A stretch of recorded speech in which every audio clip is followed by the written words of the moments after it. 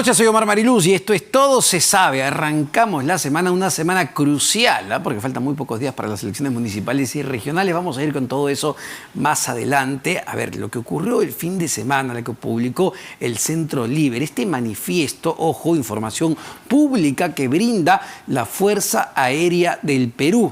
Proviene de ahí y se solicitó el documento a través de la Ley de Transparencia. ¿Qué es lo que se revela en este manifiesto de vuelo del avión presidencial?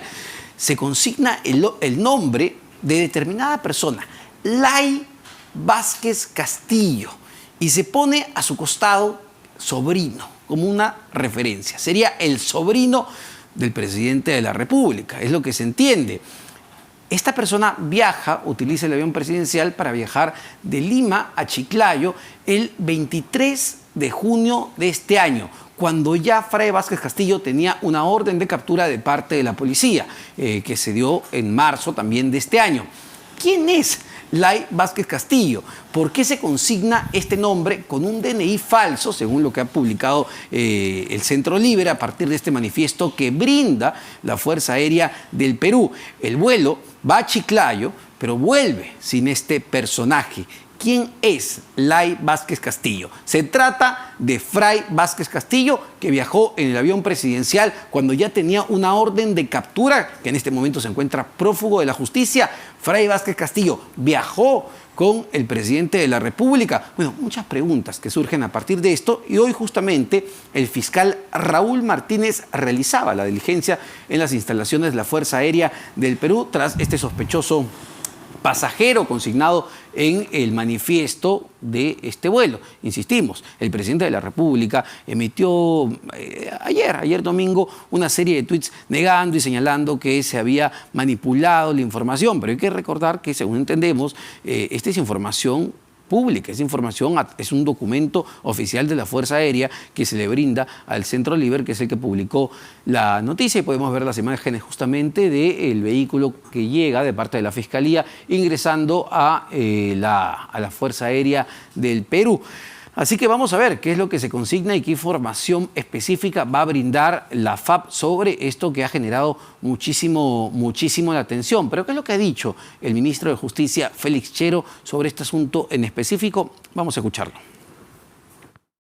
Que constantemente y semanalmente salen este tipo de mensajes que pretenden buscar investigaciones y siempre dirigidas contra el presidente de la República, pero como él mismo ha señalado y nosotros lo hemos reiterado, si se tiene que investigar, si se tiene que mostrar la información, se va a tener que hacer, y como él lo ha señalado, se va a tener que esclarecer este hecho donde corresponda. Sí, yo no podría dar referencia si ese nombre existe o no existe, si hay coincidencia o no hay coincidencia, repito, porque esa información no la conozco, no es de mi sector. Cuando se requiera la información oficial, por algo está siendo convocado, he visto hoy día el ministro de Defensa, él dará la información y se mostrarán seguro los registros y se hará un comparativo del DNI, si viajó o no viajó, eso no. Bueno, escuchamos al ministro de Justicia, Félix Chero, para ahondar en esta información y entender más allá de los tweets la respuesta legal del presidente de la República. Estamos con el doctor Benji Espinosa, abogado del presidente Pedro Castillo y también de la primera dama. Doctor Espinosa, ¿cómo está? Buenas noches ante todo. Omar, muchas gracias por la invitación. Buenas noches. Bueno, a ver, empecemos con esto. En principio, ¿ha podido conversar ya con el presidente de la República sobre este tema en específico? ¿Tiene información que él le ha brindado? Voy a trasladarte lo que textualmente me ha dicho el presidente. Niega que haya llevado a su sobrino en el avión presidencial. Niega el presidente que haya viajado en el avión presidencial junto a su sobrino Fray Vázquez. Así que esa es la información que te puedo decir.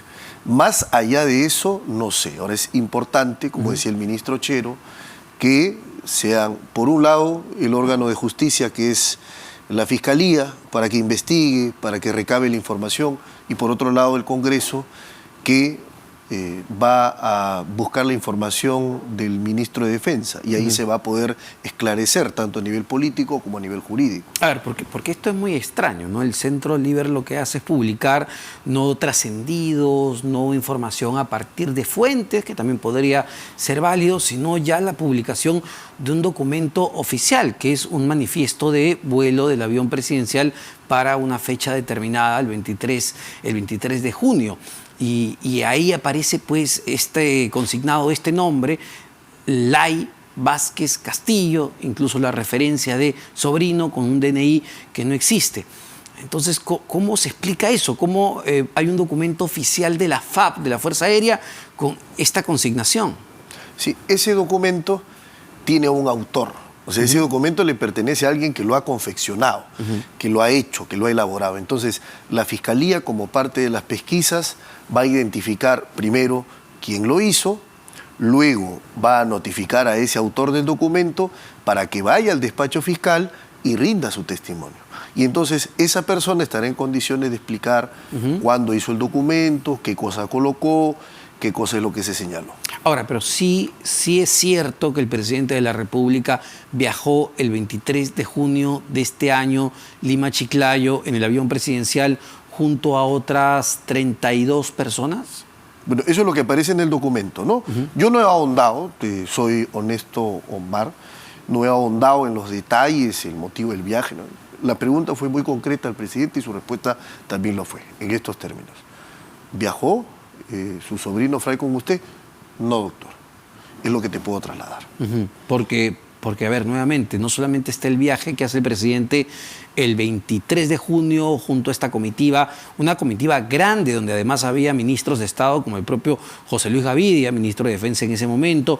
Entiendo que también estaba Félix Chero, Roberto López López y bueno, miembros de Palacio de Gobierno, incluso un equipo periodístico de TV Perú que viajaban a Chiclayo. Pero luego el presidente vuelve 3 días después a la misma ciudad. Es decir, sí fue un viaje, entendemos, si viajas con tamaña comitiva, un viaje que tuvo que haber llamado la atención de alguna manera. Como te digo, Omar, la respuesta es la misma. No conozco los detalles, no conozco tampoco el detalle del nuevo viaje, pero si es un viaje en donde aparecen personas, entonces esas personas están identificadas, serán llamadas a declarar y se les preguntará, ¿vio usted dentro del avión a esta persona, a Fray Vázquez? ¿La vio o no la vio? Entonces, para eso precisamente sirven las investigaciones. Y me parece saludable que la Fiscalía vaya y recabe información, porque esa es la labor de la Fiscalía. Y esa misma celeridad y exhaustividad tiene que aplicarla a todos los casos sin discriminación. Ahora, lo que menciona es importante, ¿no? Porque claro, uno si se pone a pensar en un avión comercial y viaja tal cantidad de personas, 33 personas, uno diría, pero hubiese sido fácilmente detectar que Fray Vázquez Castillo estaba viajando con ellos y llamaría poderosamente la atención. Pero escuchaba una explicación también interesante del exministro Mariano González que señalaba que en el avión presidencial, por sus características de ser un avión brindado a nada menos que el presidente de la República, tiene espacios privados. Es decir, no descartaba la hipótesis de que Fray Vázquez pudo haber ingresado antes al avión y haberse escondido para viajar rumbo a Chiclayo. Es también una posibilidad. Lo que pasa es que, mira, los abogados sabemos de leyes y los abogados trabajamos con hechos. Pero hay personas que son expertas en gas, en humo. Esas personas te podrán hablar de eso. Yo no hablo de humo, yo no hablo de suposiciones, yo te hablo de hechos. Concretamente, pregunté al presidente, ¿cómo se está deslizando?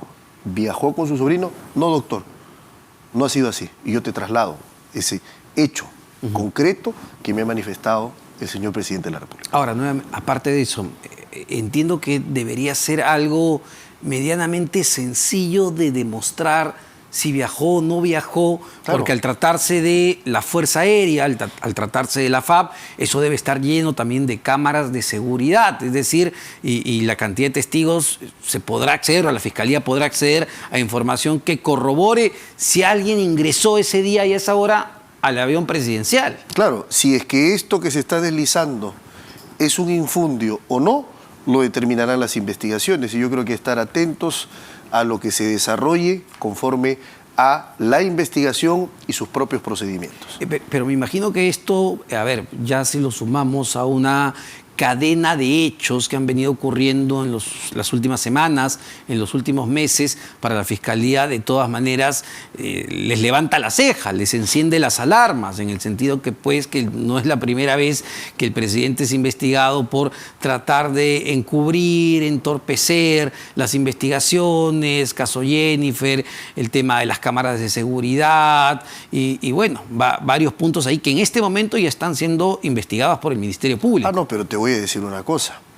La última diligencia que se practicó demuestra objetiva y palmariamente que esa historieta que se quiso contar de que se habrían perdido las cámaras, las imágenes, eso ha quedado sin ningún sustento, porque ese día en la diligencia se verificó que no ha habido en ningún momento alguna desaparición de imágenes y que cuando alguna cámara no registró un espacio, había otra que estaba registrando la imagen. Entonces, lo que ha demostrado la diligencia es que nunca se desapareció ninguna imagen. Eso es un aspecto importante. La información que tengo de esa última diligencia, claro, que fue importante cuando vuelve la policía con la fiscalía a ver qué había pasado con esas cámaras, claro, que extrañamente no habían funcionado el día y la hora en la que el equipo especial fue en búsqueda de Jennifer Paredes para detenerla.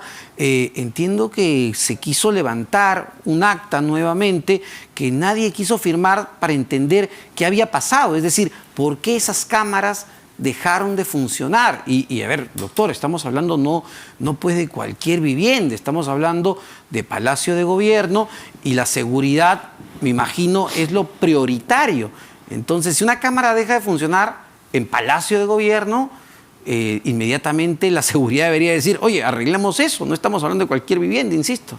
Si una cámara deja de registrar, hay otra de respaldo que registra el hecho. Esto es tanto para que se me entienda mejor. Frente a nosotros tenemos una cámara, supongamos que esa no funciona, pero la de allá sí. La imagen, el suceso, el evento, ¿se deja de registrar? ¿Se pierde? No, porque para eso está esa cámara. Entonces, eso es fundamental entenderlo, porque se pretendió deslizar y difundir la idea de que se habían perdido las cámaras y entonces acá hay la obstrucción. No, esa narrativa de obstrucción se ha caído por completo el día de la diligencia. No, eso lo determinará el juez en su momento. Todas las facilidades. Me imagino, doctor. Estuvo el operador de las cámaras, porque en algún momento querían aparecer al presidente como si fuera un operador de cámaras, que no es. Estuvo el operador, estuvo el personal, se le dieron todas las facilidades y la Fiscalía lo puede certificar. ¿Y por qué no se firmó ese manifiesto, esa acta que se levantó en ese momento? Era la información que teníamos. Por una razón muy sencilla, porque nosotros consideramos, leída la resolución, es una resolución dividida. De los 3 jueces de la sala, vamos a tomar en cantidad, han sido 2 jueces que han dicho que no pueden llevarse las cámaras la información de Palacio a través de un allanamiento, y hay otros 2 jueces que dicen que sí. Eso es una opinión dividida. El juez de primera instancia dijo que no, en segunda instancia un juez, el doctor Quispeauca, dijo que no, y otros 2 jueces dijeron que sí. Los doctores Medina y la doctora Guillén. A mí me parece que la matemática no funciona así, ¿no? A ver, pero corríjame si me equivoco. Son 2 con 2. En primera instancia, un juez dijo, no, esto se apeló y subió a un colegiado. Apeló por la Fiscalía. ¿No es cierto? Hay un colegiado de 3. Mayoría. Ya pues, por mayoría. No, está bien, pero no vas a desconocer pues, la legal, decisión pues, de primera instancia. No, es que la sumatoria es medio extraña. La discusión no es de legalidad, nunca sino había escuchado eso. De legitimidad. Ah, pero ¿es legal o no? No. Acá vamos a un tema más allá, que es más importante. Me llamó la atención cuando yo lo leí atentamente, cuando usted lanza el tuit y señala pues en su tuit que son 2 jueces incompetentes, y lo son. Que dice que acá no, esto fue ilegal. Fue desproporcionado y además violatorio del debido proceso por una razón sencilla, porque 2 jueces pero esa es su opinión. De segunda instancia, bueno, a ver, no es una opinión en abstracto. Pero acá hay una decisión judicial. No, es que hay 2 decisiones de 2 jueces que importan también. Claro, pero esa es la primera instancia. No, pues por esto eso. Se apela. Usted sabe mejor que yo cómo funciona esto. Por supuesto, pero quiero que me entiendas algo, Omar. Hay 2 jueces que han dicho, somos incompetentes, los jueces, los que no somos de la Corte Suprema, somos incompetentes para adoptar una medida contra Palacio y contra el presidente de la República. En la parte de la apelación, donde sube esto, claro.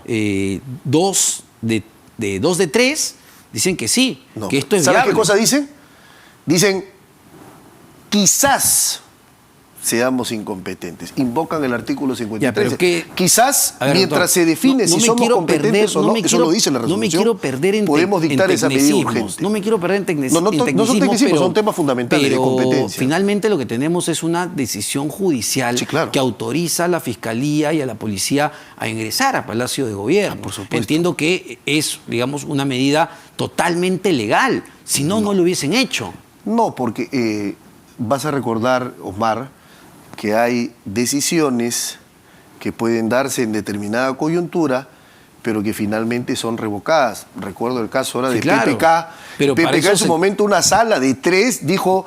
PPK no puede declarar a la prensa, no puede tener reuniones políticas, y la Corte Suprema le enmendó la plana. Por Entonces, eso, pero se tiene que apelar, como ocurrió con Ollantumala, por ejemplo, y Nadine Heredia. El Poder Judicial determinó que ellos están con la preventiva, el Tribunal Constitucional los liberó, pero eso no quita que las decisiones que se hayan tomado anteriormente sean legales. Lo que me preocupa aquí, ya yendo al fondo del asunto, es que se intente de alguna manera desconocer las medidas judiciales. De ninguna manera. Entonces, ¿por qué no se firmó esta acta? Porque hay que ser coherentes y nosotros estamos convencidos que estos jueces son incompetentes para una medida de esa manera. O era la mala experiencia que de alguna manera pues le quita piso a la denuncia que hizo su colega el doctor Pachas, porque usted firma justamente el acta que se levanta y se ha usado incluso de la defensa de Harvey Colchado. Dice, mira, el propio doctor Benji Espinosa firmó el acta donde dice que no había pues ningún problema. Lo que pasa es que acá opinan, mira, una cosa es opinar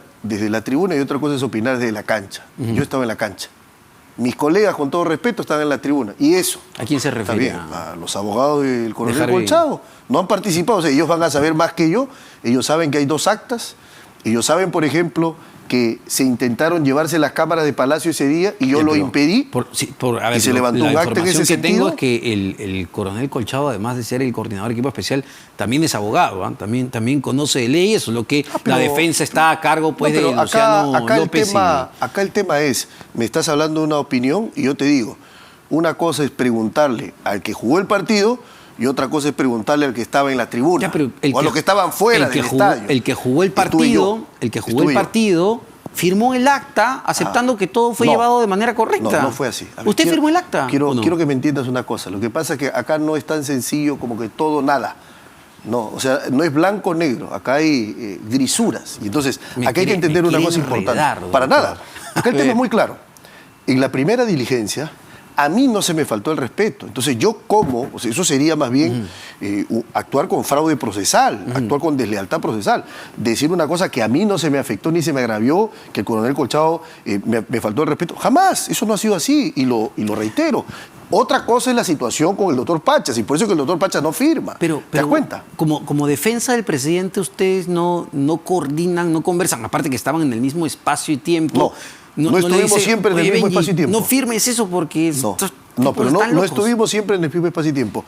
Hubo momentos en el que yo estaba en otro espacio, como por ejemplo, yo ingresaba a algunos espacios donde no estaba el doctor Pachas, o el doctor Pachas estaba en un espacio donde yo no estaba, o cuando yo estaba en el primer piso, el doctor Pachas estaba en el segundo piso. Entonces, no es que estuvimos casi como siameses juntos a todos lados, ¿no? Sí, no claro, pero a ver, lo que entiendo es que Pachas, el doctor Pachas, se queja de que Harvey Colchado es quien él personalmente ingresa a la habitación del presidente a revisar los cajones, cuando eso no es cierto y se consta en el acta y usted acepta que eso no es cierto. Por eso es que es importante que se hagan las investigaciones y se aclaren, pero tú me ponías esa diligencia como si esa fuera la razón por la cual en esta segunda diligencia... Mejor no firmamos. No ha sido así. Yo te estoy exponiendo las razones porque a diferencia de la primera vez, esta vez tenemos decisiones sólidas de 2 magistrados que en primera y segunda instancia uno han dicho 2 que son incompetentes. Ahora, 2 dice que sí lo son, la Suprema de 5 jueces definirá quién tiene la razón. Ahora, quería cambiar un poco de tema, evidentemente vinculado a la defensa del presidente, aunque esto tiene más que ver con un aspecto constitucional. Lo debe haber leído, muy interesante la columna de ayer del periodista Ricardo Uceda en el diario El Comercio, donde revela que el Ministerio Público, que la fiscal de la Nación, Patricia Benavides, estaría a punto, más o menos incluso con fecha, en la quincena de octubre, de presentar una acusación constitucional contra el presidente de la República, y lo que se va a plantear al Parlamento es inaplicar el artículo 117 de la Constitución. A ver, esto todavía es un trascendido periodístico de un periodista muy bien informado, además como es Ricardo Uceda. Claro. Pero desde el punto de vista técnico, ¿esto es viable? ¿Esto es posible? ¿Qué opina como parte de la defensa? Sería delictivo y sería una infracción a la Constitución. Delictivo porque estaría yendo en contravía frontalmente, desconociendo lo que el juez Checkley ya demarcó. El juez Checkley ha dicho, no pueden presentar una denuncia constitucional contra el presidente, ni pueden imputarle cargos ni formalizar investigación. Y la Fiscalía, pues eso es importante, Omar, que se diga, la Fiscalía de la Nación no apeló ese criterio. Es decir, teniendo el plazo de 3 días para poder decir, yo no estoy conforme con lo que dijo el doctor Checkley, no lo hizo. Es decir, consintió. Una vez consentida esa decisión por la Fiscalía, luego no puede la doctora Benavides decir, momentito, no importa lo que diga el doctor Checkley, lo dejo al lado y yo voy a presentar la denuncia constitucional. Estaría desafiando una decisión judicial, 1. 2, porque hablo de infracción a la Constitución, porque se pretendería inaplicar el 117 de la Constitución. Es decir, estarían renunciando a aplicar un dispositivo que está no en cualquier norma jurídica, sino en la norma jurídica más importante, porque si la Constitución es la ley fundamental, no solo es porque es la primera norma jurídica, sino porque es el fundamento de todas las demás. Si se desconoce el fundamento, entonces ¿qué podemos esperar de los demás? Entonces sería un acto que configuraría perfectamente los alcances de la desobediencia o resistencia a la autoridad y por otro lado configura una infracción a la Constitución por violar el 117. Ahora, me adelanto al argumento de que utilizarían la convención, vamos a ver, para poder inaplicar. ¿La Carta Democrática? No, la Carta Democrática Interamericana no, porque la Carta Democrática Interamericana, que por cierto se firma el 11 de septiembre de 2011 acá en Lima, cuando ocurre el atentado de las Torres Gemelas, es un conjunto de principios que en el derecho internacional es, digamos, el soft law. El hard law, formado por convenios, por tratados, básicamente esta convención de la ONU. Entonces dicen, no, pero la convención de la ONU dice hay que buscar un equilibrio entre prerrogativas y privilegios procesales y por otro lado la persecución penal. Sí. Pretenderían que una convención, un tratado, cambie lo que dice la Constitución. Y para hacerlo hay un procedimiento de reforma que este tratado no ha seguido. Entonces no se puede ni por angas ni por mangas. Ahora, solo para terminar, porque este asunto va a generar mucho debate, sí, claro, si es que esto se llega a materializar. Claro. Insistimos, esta es una versión periodística de Ricardo Uceda. A ver, yo lo que tenía entendido es que, claro, la Fiscalía de la Nación no puede acusar al presidente de la República, lo puede investigar según lo que se ha ido determinando ya en algunas instancias. Pero, ¿por qué no podría presentar una acusación constitucional ante el Parlamento? No estamos hablando de acusarlo penalmente, no estamos hablando de plantear una acción hacia el Legislativo. Claro, una acción hacia el Legislativo invitando al Legislativo a que viole la Constitución o pidiéndole al Legislativo, ustedes que son poderes, el Legislativo es un poder constituido. Así es. Correcto. Y la Constitución es obra del poder constituyente. La Constitución es la que le marca límites a ese Parlamento. La Fiscalía estaría diciéndole, oigan ustedes, poderes constituidos por obra de la Constitución, desconozcan la Constitución por las cuales ustedes existen. Eso es un desafío a la justicia, eso es una invitación a violar la Constitución y eso es inadmisible.